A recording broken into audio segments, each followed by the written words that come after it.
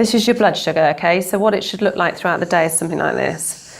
So if you're stressed, what happens is your blood sugar level goes up. If you have caffeine, it goes up. And then what happens is the body's always overcompensating to bring it back down to an equilibrium.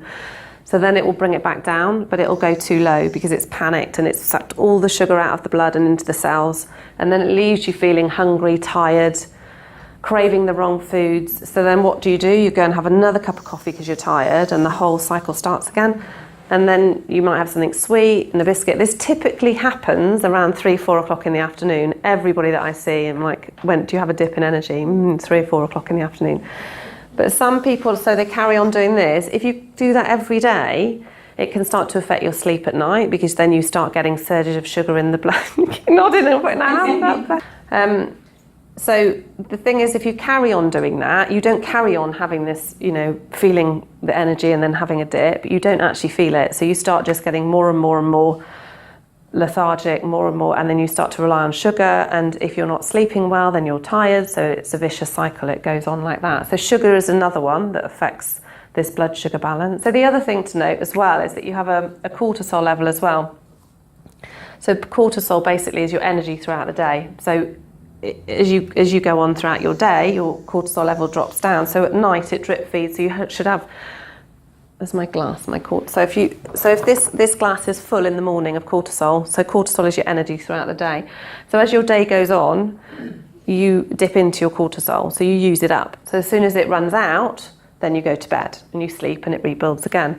So if you're running out, so when you're stressed, when you're having caffeine, when you're having alcohol, all these things we've mentioned, you're dipping into your cortisol reserves, so it just goes down and down and down.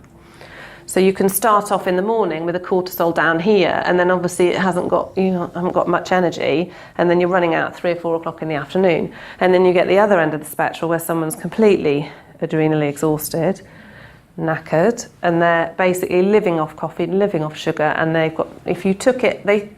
people like that come to me in clinic and I say, how are your energy levels? Oh, my energy's fine, great, and then you look at their diet and you say, actually, if I was to take away all the sugar and all this caffeine, you wouldn't have any energy at all. So it's all about getting the balance, but then when you start to see your cortisol level drop off, someone's really just waking up feeling really groggy in the morning and they don't get that lift at all throughout the day, and they're just struggling through every day. So they get into so this is the alarm phase, when you see a tiger running towards you, and that's what you do, you fight it or run away. And then you get the resistance stage, which is the sort of dangerous diabetes type stage. Don't want to scare you all, but that's insulin resistance and all that. And then after, you sort of get exhaustion. So it's sort of a downward spiral really, but it can be very quickly reversed through just a few changes in your diet. So it's not all doom and gloom.